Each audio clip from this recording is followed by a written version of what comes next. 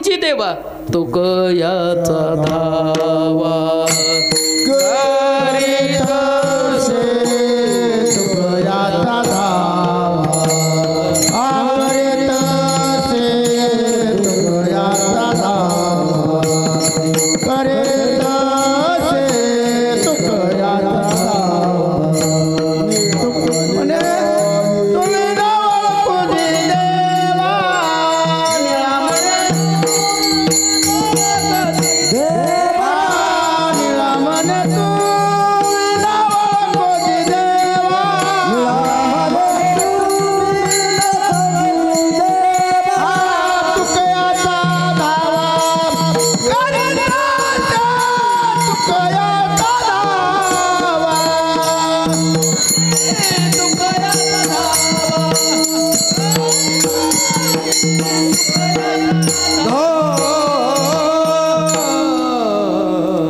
प्रसंग तुकोबराय पाहत होते. म्हणले आपल्याला गेल्याशिवाय गत्यंतर नाही. येऊन या कृपावंते सद्गुरु तुकया स्वामी नाते हस्त ठेविला मस्तकी प्रसाद देऊनी केले सुखी. कारण सद्गुरूंचा साधूंचा आपल्याला जो प्रसाद मिळतो कृपा होते ते वाङ्मयामध्ये 3 प्रकारचे सांगतात. एक हस्तकृपा स्पर्शकृपा त्याला म्हणायचं. दुसरी शब्दकृपा म्हणजे जे आपल्याला मार्गदर्शन केलेलं आहे ते. आणि तिसरी नेत्रकृपा डोळ्याने पाहायला. आपण म्हणतो ना आम्ही संतांचं दर्शन घेतलं. अहो दर्शन घेतलं नसतं बाकी काही नाही. तेही आम्हाला काही बोलले नाहीत तर आम्ही काही बोललो नाहीत पण आमच्या हृदयाचं परिवर्तन झालं. कृपा कटाक्ष न्याहाळिले आपल्या पदी म्हणून सानिध्यामध्ये गेलं की आपल्यावर कृपा होते महाराज. वाङ्मयामध्ये 3 प्रकारची कृपा स्पष्ट त्यांनी सांगितलेली आहे. तशी अनेक प्रकारची कृपा आहे. विस्तृत भाग आहे. साधक संतांच्या सान्निध्यामध्ये गेल्यानंतर आपल्याला संत लाभतीलच हे सांगता येत नाही. आणि आपण संतांच्या सान्निध्यामध्ये गेल्यानंतर संतांची कृपा जरी झाली तरी ती कृपा सांभाळता आली पाहिजे महाराज. नाही तर साधू संत सांगतात माळ घाला सात्विक आहार घ्या आणि आपण करतच नाहीत. किती साधूच्या संगतीमध्ये राहिल्यानंतर आपल्यामध्ये परिवर्तन होईल. संतांच्या संगतीमध्ये संतांनी नाही जरी सांगितलं ना तरी प्रत्येकाच्या शरीराभोवती विद्युत चुंबकीय क्षेत्र फिरतं. त्या विद्युत चुंबकीय क्षेत्राच्या सानिध्यामध्ये साधक आला की ते विद्युत चुंबकीय क्षेत्र संतांचं आपल्या रोमरंध्रामधून हृदयाचं छेदन करतं. हृदयाचं छेदन करतं मग आपल्यावरती कृपा होते महाराज. उदाहरण जर पाहिलं तर उदाहरण सांगतो कारण मला विषयावर थोडाच वेळ करायची आहे कारण माझा मणक्याचा त्रास आहे.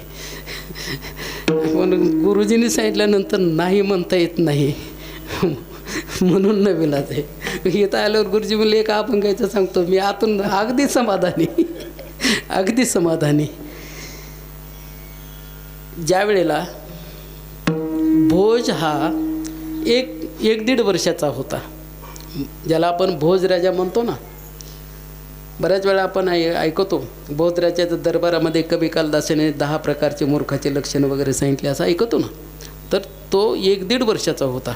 त्याचे वडील वारले. वडील वारल्यानंतर तो कारभार त्याचे चुलते म्हणजे मंजू हा पाहू लागला. मग कारभार पाहू लागला म्हणून त्याला मंजू राजा सर्वजण म्हणू लागले. हा 10-12 वर्षाचा भोज झाला. सानिध्यामध्ये कृपा कशी होते ते सांगतोय. तर 10-12 वर्षाचा झाल्यानंतर मंजूच्या मनामध्ये विकल्प आला. संकल्प म्हणजे चांगली इच्छा आणि विकल्प म्हणजे वाईट इच्छा. विकल्प आला. त्याने विचार केला भोज अत्यंत हुशार आहे, कुशाग्र बुद्धीचा आहे, संघटन वृत्तीचा आहे आणि हा जर आता मोठा झाला आणि यांनी संघटन वृत्ती जर असणारी याची आहे त्यांनी जर सर्व समाज संघटित केला तर माझं राज्य हा हिरावून घेईल. राज्य कुणाचं? भोजचं. कारभार तात्पुरता कोण पाहतो? मंजू. आणि विचार काय आहे? माझं राज्य हिरावून घेईल. हेच आपले महाराज. त्यावेळेला त्याने विचार केला म्हणला भोजला मारून टाकू म्हणले. पुन्हा कटकटच नाही. मग सैनिकाला बोलवलं महाराज. आणि सैनिकाला सांगितलं तुम्ही भोजला वनामध्ये घेऊन जा, भोजला मारून टाका, शिरच्छेद करा, शिरच्छेद केलेल्याची खून घेऊन या आणि मृत्यूसमयी त्याचं शेवटचं वाक्य लिहून आणा. आज्ञा आहे. मग एक रथ सजवला आणि त्याच्यामध्ये असणारं भोजला घेतला आणि 10-12 सैनिक बसले. रथ जाऊ लागला अरण्याकडे.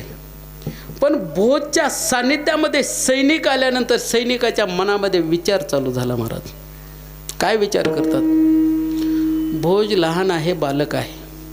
भोजनं राज्याचा अपराध केला नाही आणि अपराध केलेला नसताना भोजला जर मारलं तर त्याचं बालहत्येचं पातक आमच्या मस्तकावर बसणारे राजाला सांगायला काय झालं? सान्निध्यामध्ये बसल्यानंतर सैनिक विचार करू लागले. थोडा रथ पुढे गेला.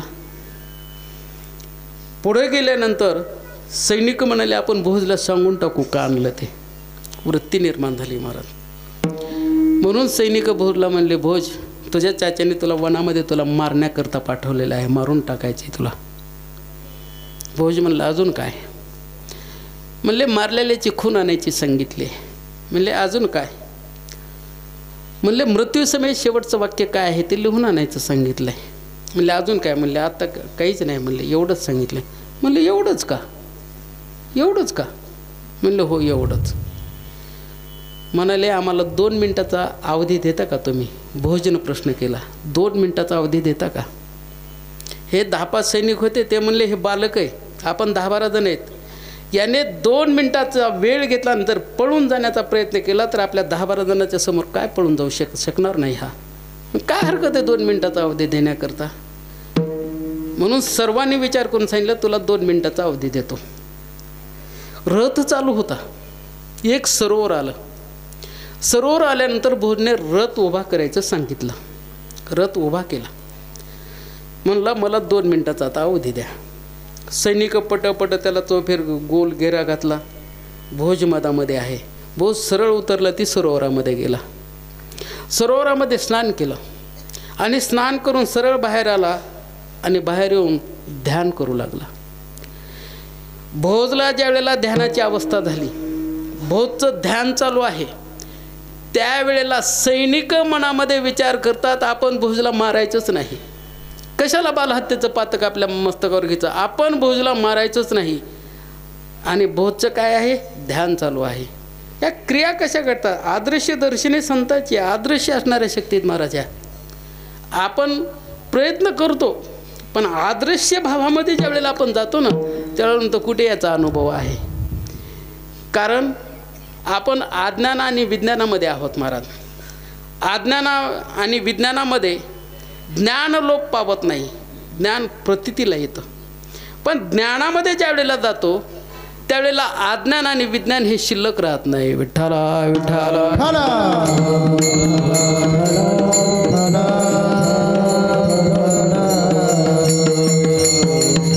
मग भोजचं ध्यान संपलं. भोज म्हणला मारा तुम्ही मला. त्यावेळेला सैनिक म्हणाले भोज तो अत्यंत हुशार आणि कुशाग्र बुद्धीचा आहेस. तू अशी काहीतरी युक्ती कर जेणेकरून तुझा प्राण वाचला पाहिजे आणि जेणेकरून आमची नोकरी टिकली पाहिजे, मुलं बाळ आहेत आमच्या पाठीमागे. भोज म्हणलं ठीक आहे. पहिलं मारलेल्याची खून. भोजने काय घेतलं? एक नरोटी घेतली, करंगळी कापली आणि त्याच्यामध्ये असणारं रक्त साठवलं. अंगावरला दुपट्टा जो होता त्याच्यावर रक्त टाकलं आणि सांगितलं की ही मारलेल्याची खून घ्या. म्हणले मृत्यूसमयी शेवटचं वाक्य. मग भोज नावाचं जे झाड आहे त्याची साल काढली, त्याला आपण भोजपत्र म्हणतो. पूर्वी काशीहून काशी कापडे यायची बघा, त्यांना काशी कापडे म्हणायचो. ते गोल असणारं गोड प्रसाद द्यायचे आणि त्याच्याबरोबर भोजपत्र द्यायचे आपल्याला. भोज नावाचं झाड आहे, त्याची साल काढली त्याला भोजपत्र. आजही आयुर्वेदिक औषध दुकानामध्ये मिळतं भोजपत्र. यज्ञ यागादी क्रियाच्या वेळेला भोजपत्र लागतं ते. तर ते भोजपत्र घेतलं, बरूची काडी घेतली आणि नरोटीतील रक्तानं त्या भोजपत्रावर लेखानास सुरुवात केली. पहिलं वाक्य लिहिलं कृतयुगामध्ये फार पराक्रमी महान राजा मानधाता राजा होऊन गेला. त्याने रथावर आरूढ झाल्यानंतर पृथ्वीला 7 प्रदक्षिणा घातल्या, त्याचे 7 समुद्र तयार झाले. त्या राजाने या पृथ्वीवर राज्य केलं. तो राजा आज नाही. ज्या पृथ्वीकरता तुम्ही माझा कत्ल करत आहात ही पृथ्वी आपल्याबरोबर निश्चित जाईल. कारण मानधाता राजा कृतयुगामध्ये पहिला जो भगवंताचा अवतार झाला ना, मत्स्य अवतार, तर मत्स्य अवतारामध्ये देवाचा गुरु हा मानधाता राजा आहे महाराज. पहिल्या अवतारातला विठ्ठला विठ्ठला.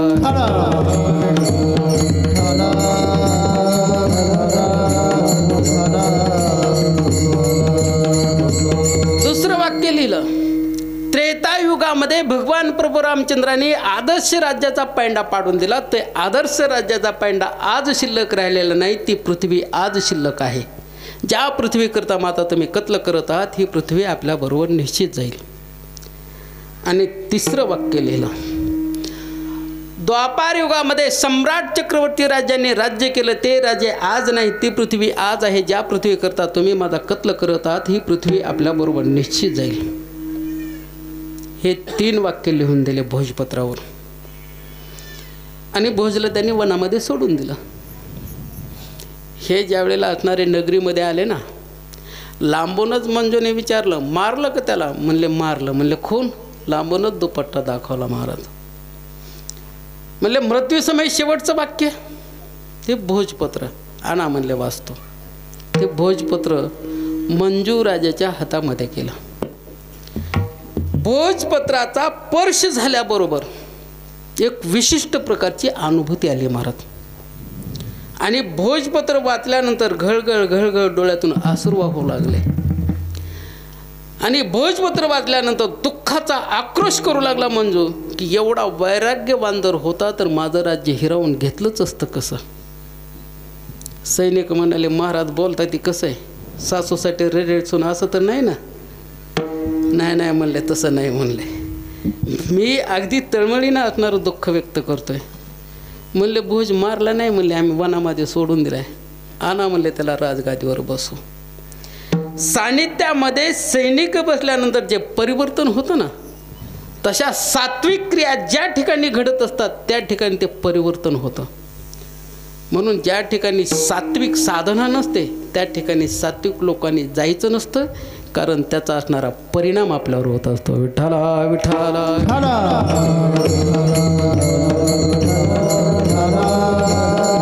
असा साधू संतांचा कृपाशीर्वाद असतो महाराज. आणि असे असणारी घरं कशी असतात? पवित्र ते कुळ पावन होतो. देश ते हरीचे दास आणि नाथ महाराजांचा हरिपाठ.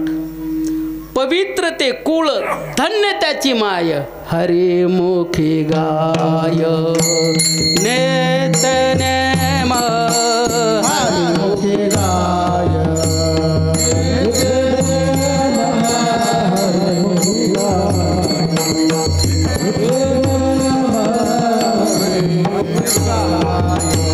पवित्र ते कुळ धन्य त्याची माय,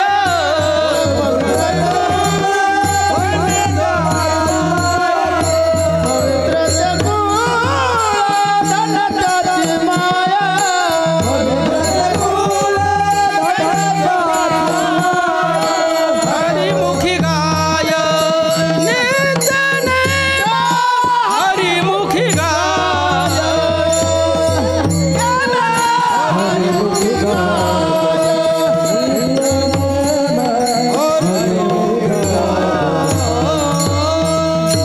असं ज्या साधकाचं व्यापकत्व असतं अशांचं वर्णन काय करावं? अभंगाचं प्रथम चरण. काय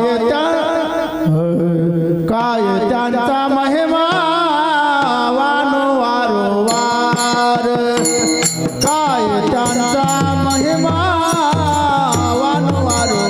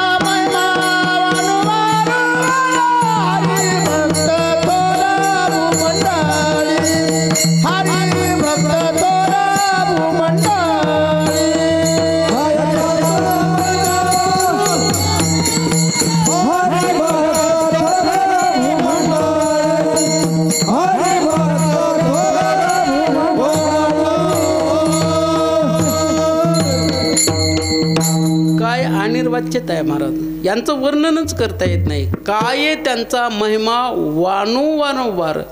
अहो ब्रह्मदेवाला यांचं कोडं कळालं नाही. काय त्यांचा महिमा वर्णुमी पामर, न कळे तो साचार ब्रह्मादेका. ब्रह्मादेकाला सुद्धा याचा मेळ लागलेला नाही महाराज. म्हणून काय अनिर्वाच्यता आहे, आणि अनिर्वाच्यता ज्या ठिकाणी येते ते शब्दाने वर्णन करताच येत नाही. म्हणून काय म्हणता, काय आहे त्यांचा महिमा वारंवार, काय त्यांचं वर्णन करावं. कोणाचं वर्णन तर सांगतात, हरी भक्त थोर भूमंडळी.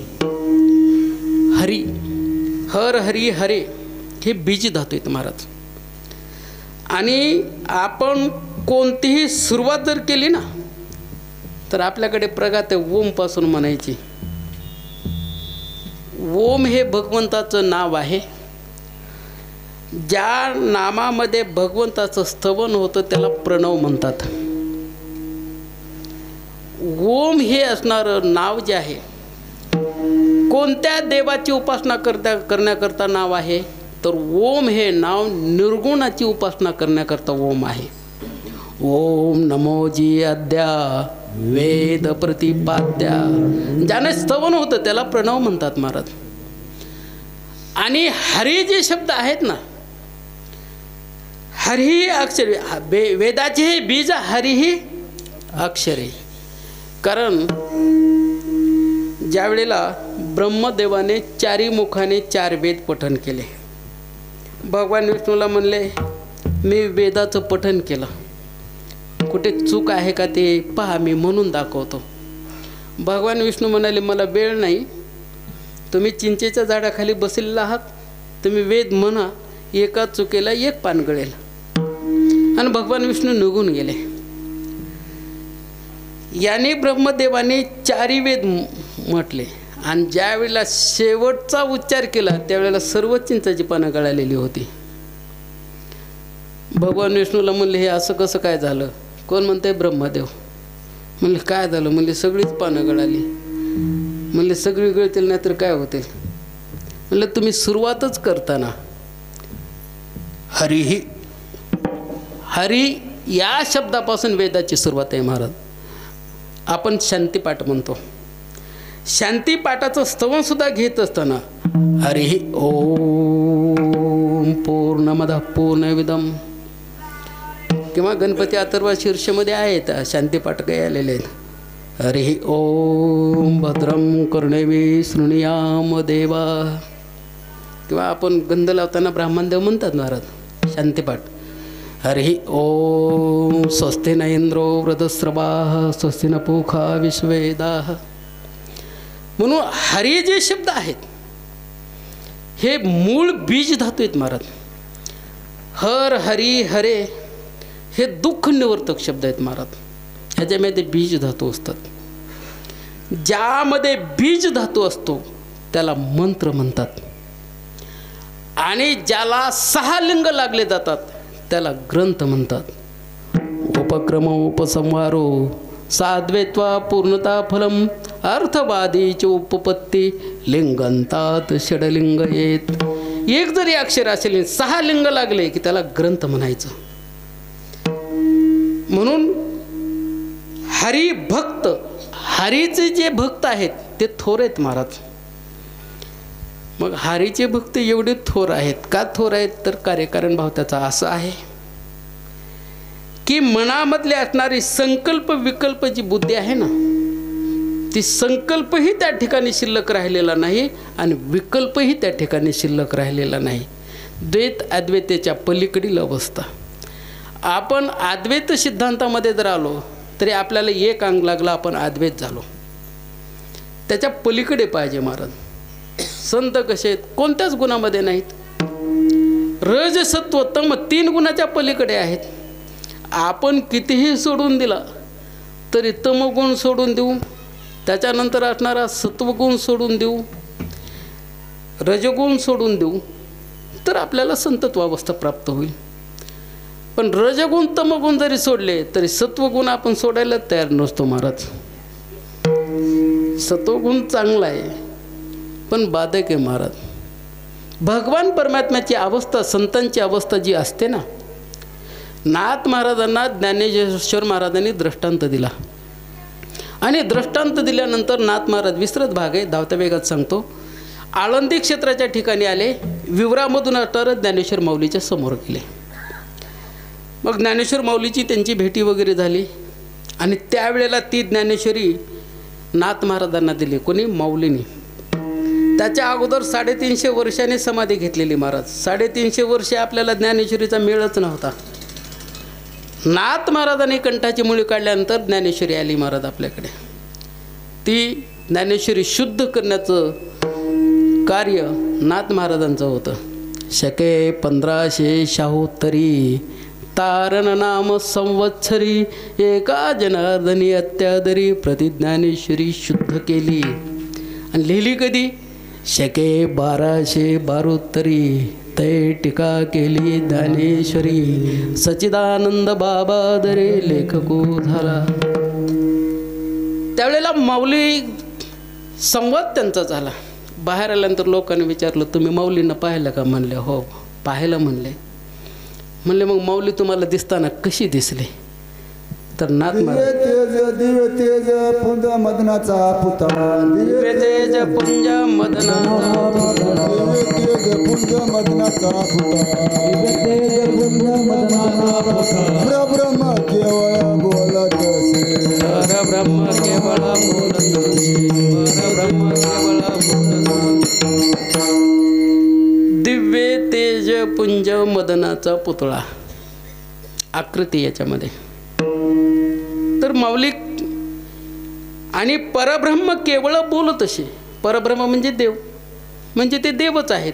त्याच्याकरता त्यांनी शब्द प्रयोग केले महाराज. कैवल्याचा पुतळा प्रगटला भूतळा, चैतन्याचा जिव्हाळा ज्ञानोबा माझा. याच्यात मूर्ती नाही. कैवल्य, कैवल्य 2 प्रकारचं महाराज. एक अहम ब्रह्मास्मी या बोधावर येतो ना, याला बद्ध कैवल्य म्हणतात. आणि ज्यामध्ये अहम ब्रह्मास्मीचा लय झाला की त्याला मुक्त कैवल्य म्हणतात. विठ्ठला विठ्ठला. आणि कैवल्य शब्दाचा विग्रह केल्यानंतर त्याचा अर्थ होतो परमात्मा. म्हणून कसे दिसले ज्ञानेश्वर माऊली? तेजपुंज मदनाचा पुतळा दिसले. परब्रह्म केवळ बोलत असे. परब्रह्म म्हणजे देव, देव बोलतो आम्हाला. आणि त्या देवाचं असणारं, निर्गुणाचं असणारं स्वरूप काय? तर कैवल्य. म्हणून असे जे साधू संत आहेत, हरिभक्त थोर, यांना थोर का म्हणायचं महाराज? यांच्याबरोबर जर कोणाचं थोर म्हणायचं म्हणजे यांच्याबरोबर कोणाचं तरी कॉम्पिटिशन आहे. मग थोर का ठरले हे? तर त्याचं कारण आहे महाराज. आपल्याकडे 11 दर्शनकार आहेत आणि 6 शास्त्रकार आहेत. 11 दर्शनकारांनी लिखाण करत असताना आत्मस्वरूपापासून लिखाण केलं. लिखाण आत्मस्वरूपापासून आहे, पण त्यांना आत्म्याचा अनुभव नाही, म्हणून ते दर्शनकार ठरले महाराज. त्याच्यामध्ये असणारे नास्तिक दर्शनकार, आस्तिक दर्शनकार विस्तृत भाग आहे, तो काय आपला विषय नाही. आणि त्याच्यानंतर 6 शास्त्रकार, कपिलस्य कनादस्य गातमस्य पतंजली व्यासस्य जैमिनिस्य, हे 6 दर्शनकार, 6 शास्त्रकार आहेत महाराज. हे याला 6 दर्शनशास्त्रकार सुद्धा म्हणतात महाराज. हे आत्म्याचा अनुभव कसा आहे हे सांगतात महाराज. म्हणून मी कोण आहे याची ओळख झाली ना की साधक उच्च कोटीच्या अवस्थेला गेला. म्हणून यांच्यापेक्षा थोर कोणी नाही महाराज. म्हणून आपण जर थोरचं उदाहरण घेतलं तर कोणी वयानं थोर असतं आता वयानं थोर असले म्हणजे ते काय समजदार असतात असं थोडंच आहे. कारण एक दृष्टांत येतो, 80 वर्षाचं पोरग आणि 10 वर्षाचा म्हातारा. माऊलीच्या बाबतीत हे उदाहरण लागतं महाराज. 22 वर्षाचा म्हातारा, 80 वर्षाचं पोरग. हा वय 80 वर्ष झालेलं आहे, पण लहान लेकरासारखं गोट्या खेळते. काय त्याचा उपयोग आहे महाराज? परंतु वय लहान आहे, पण साधना काय उच्च कोटीची आहे. म्हणून साध्य साधन भावामध्ये आपण साधना काय करतो आणि ती साधना केलेली आपली फलद्रूप कशा पद्धतीनं होईल याची काळजी किती घेतो याला महत्त्व आहे. विठ्ठला विठ्ठला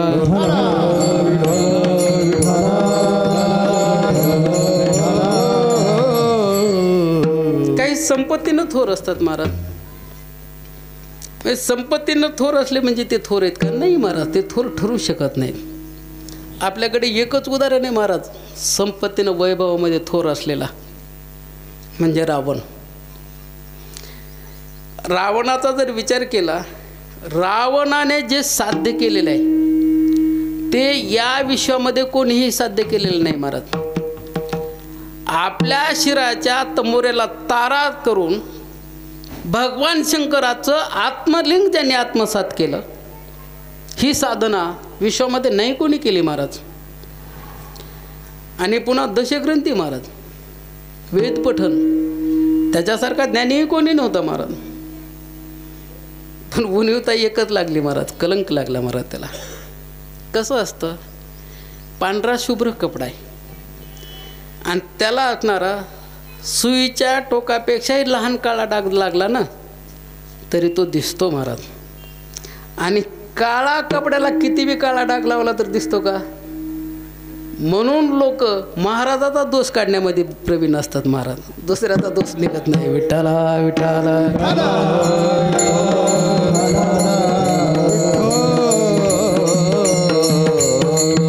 रावणाची संपत्ती किती आहे महाराज? तुकोबारायांचं वर्णन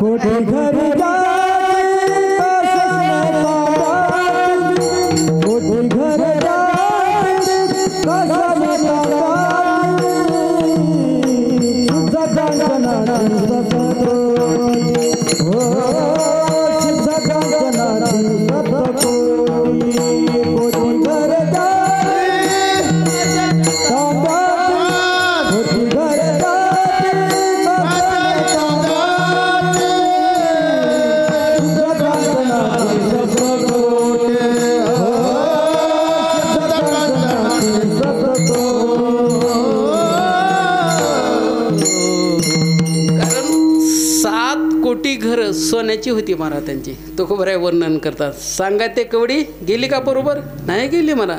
तो का म्हणे ज्याची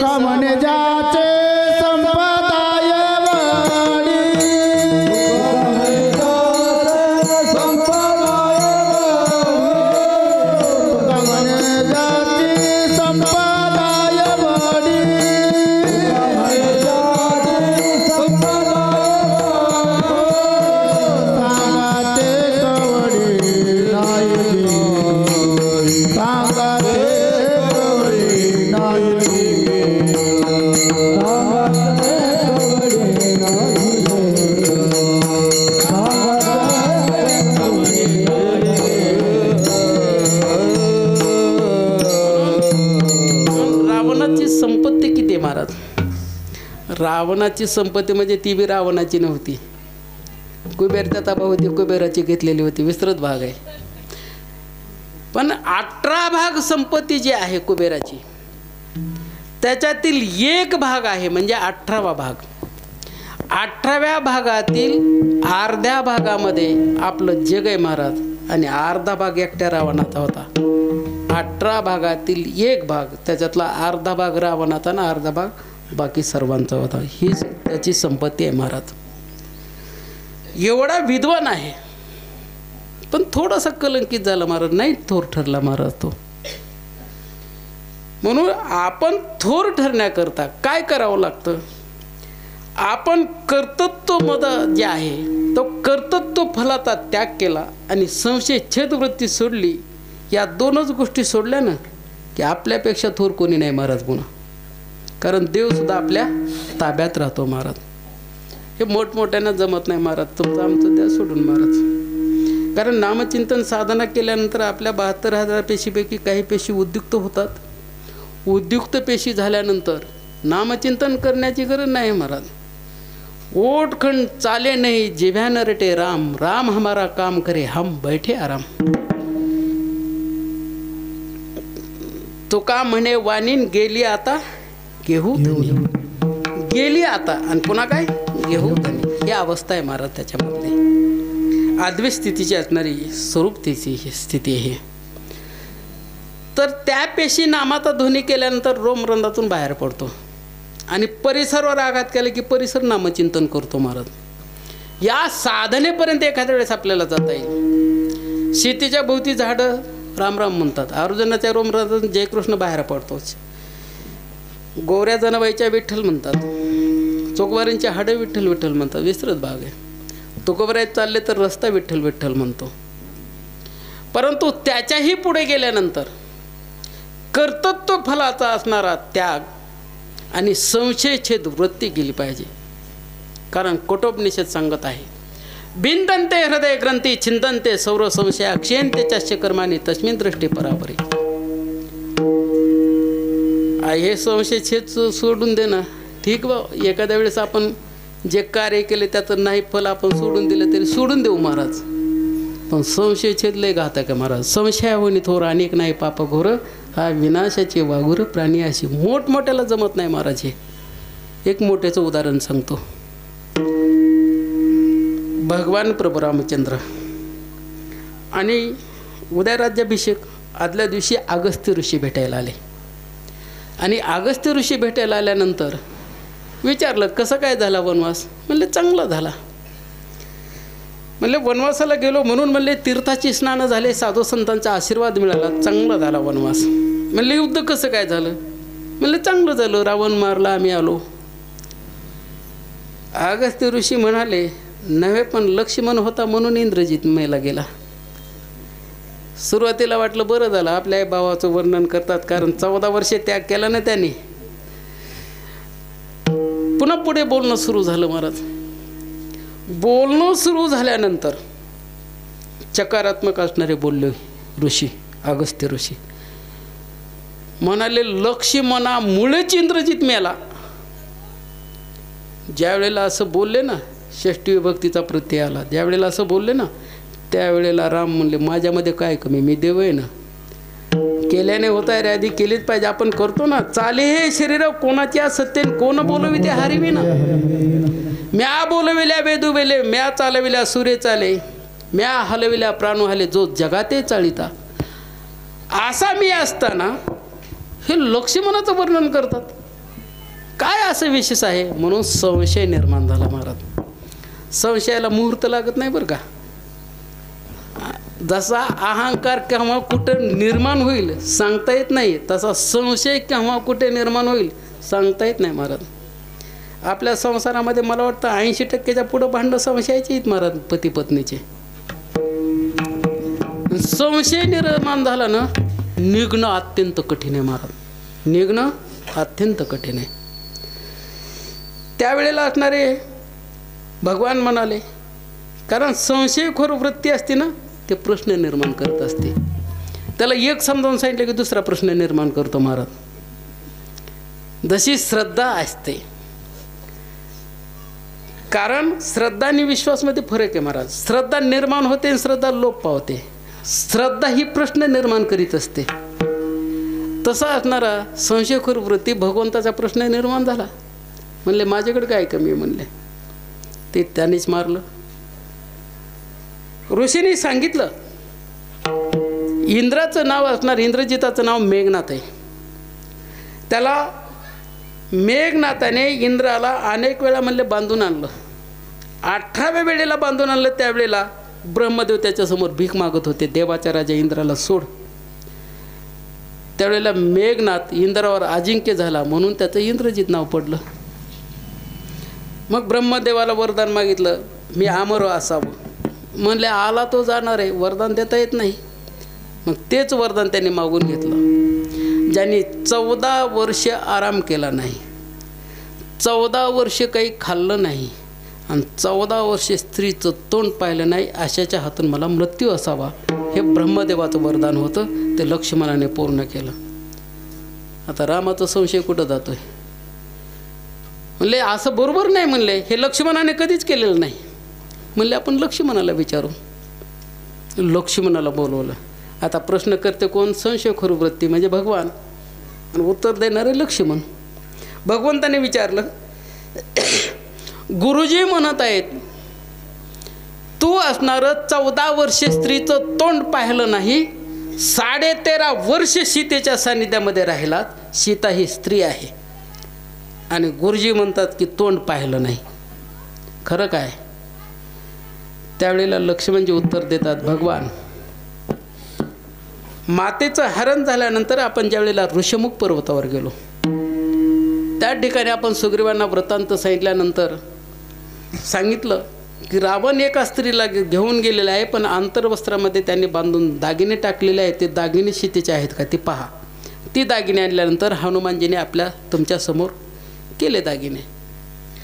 तर त्यावेळेला भगवान तुम्ही सांगितलं की लक्ष्मणा हे दागिने पहा. त्यावेळेला मी सांगितलं, नाहम जानामि केयुरे नाहम जानामि कुंडले अहम जानामि नुपुरे नित्य पादशी सेवनम. मी डोक्यातील मणी जाणत नाही, कानातील कुंडल जाणत नाही, पण पायातली पैंजण जाणतो, पायाची दररोज सेवा करतो. म्हणून 14 वर्षे तोंड पाहिलं नाही. म्हणजे गुरुजी म्हणत आहेत तू 14 वर्षे झोपला नाही म्हणे, आराम केला नाही. म्हणलं त्याचं उत्तर असं आहे, वनवासाला ज्या वेळेला मी तुमच्याबरोबर निघालो त्यावेळेला माता सुमित्रेचं दर्शन घेतलं आणि सांगितलं मी भगवान प्रभू रामचंद्राबरोबर वनवासाला जात आहे. त्यावेळेला माता म्हणाली, ज्या ठिकाणी राम आहे त्या ठिकाणी अयोध्या आहे, या ठिकाणी तुझं काहीही काम नाही, तू खुशाल जा. पण हे तुझ्यापेक्षा वडील असणारे भाऊ आणि भाऊजे आहेत, हे मात्या पित्या समान आहेत, यांना अर्धा क्षणसुद्धा विसंबू नकोस, हे मी मातेला वचन दिलं. आणि मी जर झोपलो असतो तर त्या वचनाला बाद आला असता. रघुकुल रीत सदा चली आई, कुळाची रीत आहे महाराज. रघुकुल रीत सदा चली आई, प्राण जाय पर वचन न जाई. म्हणून मी पहारा देण्याचं काम करत होतो. भगवान म्हणले, आरतीने सांजायला आमच्या अगोदर झोपत होतास ना तू. म्हणला त्याचं उत्तर असं आहे, म्हणला आई लेकराला झोपी घातल्याशिवाय झोपत नाही. तुम्ही माझे आई वडील आहेत. मी जर तिने सांजेला सोंग नसतं केलं तर तुम्ही आराम केला नसता. तुम्ही आराम करायला मी बाहेर येऊन धनुष्य घेऊन पहारा देण्याचं काम करत होतो. पुन्हा म्हणले तू म्हणे काही खाल्लं नाही, आणि दररोज मी 3 विभाग करायचो. भगवान म्हणतात, एक सीतेचा, एक माझा आणि एक तुझा. आणि तू दररोज फळं घेऊन जात होता आणि खाल्ले कसे नाही. त्यावेळेला लक्ष्मणजी सांगतात, भगवान तुम्ही अपवाद बी खा म्हणला नाहीत. तुम्ही खा म्हणला असतात आणि नसतं खाल्लं तर कुलाला कलंक लागला असता, रघुकुलरीत. पण तुम्ही अपवादही खा म्हणला नाहीत. लक्ष्मणा हे घे, लक्ष्मणा ठेव, लक्ष्मणा धर असं म्हणत होतात. मी ती फळं घेत होतो, आणत होतो, खात नव्हतो. कारण मी जर फळं खाल्ली असती आणि मला जर आळस आला असता आणि त्याच्यामध्ये विसंमरण झालं असतं तर मातेच्या वचनाला बाद आला असता. खाल्ली नाही. रामाचा संशय निघून जात नाही महाराज. त्यावेळेला म्हणाले, मग ती फळं कुठे येतं? म्हणलं ऋषमुख पर्वतावर. संशय निर्माण झाला ना, जात नाही महाराज. भगवान म्हणाले, ऋषमुख पर्वतावरून ती फळं घेऊन या आणि त्याची मोजदात करा. त्यावेळेला मोजदात सुरू झाली त्या फळाची. 14 वर्षाच्या फळाची मोजदात सुरू झाल्यानंतर 7 दिवसाची फळं कमी पडली. त्यावेळेला भगवान म्हणाले, अरे 1 दिवसाचं खाल्लं काय, 7 दिवसाचं खाल्लं काय आणि 14 वर्षाचं खाल्लं काय? खाल्लंच ना म्हणले तू. त्यावेळेला लक्ष्मणजी उत्तर देतात, भगवान त्याचं उत्तर असं आहे, ज्या दिवशी मोजा तुम्ही आता, ज्या दिवशी दशरथ राजाचं निर्वाहन झालं त्या दिवशी आपण फळं आणली नाहीत. भगवान ज्या दिवशी मातेचं हरण झालं त्या दिवशी फळं आणली नाहीत.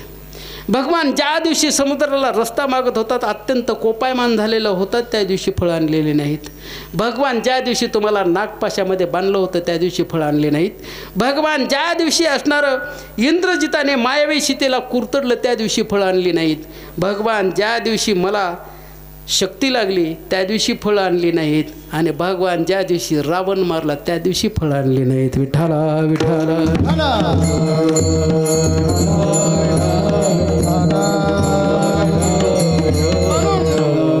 कर्मफलाचा त्याग आणि संशयछेद वृत्ती नामचिंतनाच्या साधनेमध्ये असणारी नष्ट झाली की हे असणारे थोर आहेत महाराज. म्हणून हरी भक्त थोर भूमंडळी, म्हणून अशा थोरांचा असणारा हे मला सुद्धा काय वाटतं, अभंगात द्वितीय चरण.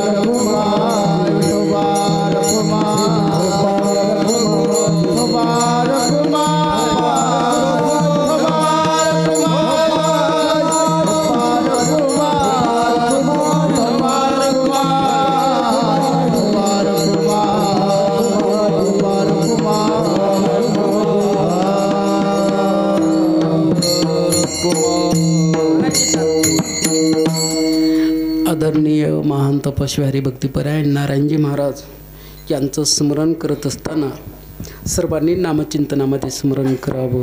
राम कृष्ण हरी जय राम कृष्ण हरी राम कृष्ण हरी जय राम कृष्ण हरी राम कृष्ण हरी जय राम कृष्ण हरी राम कृष्ण हरी जय राम कृष्ण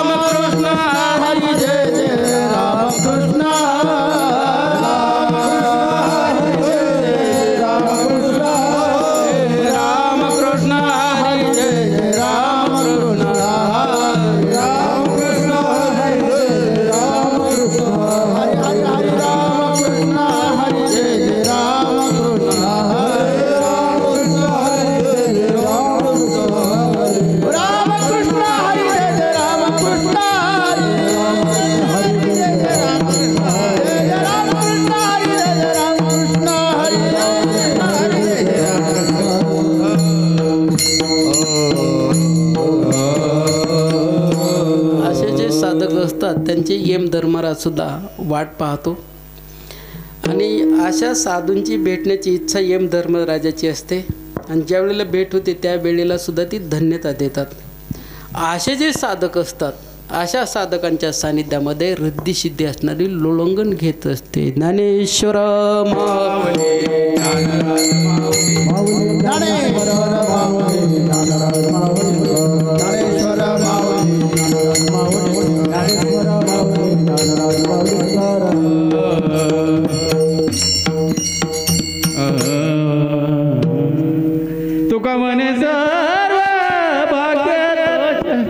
निळा म्हणे सर्व भाग्य तोच प्रीती निळा म्हणे सर्व भाग्य चोजविती रिद्धी सिद्धी येते ओळंगणे निळा म्हणे सर्व भाग्य तोच प्रीती मन भाग्य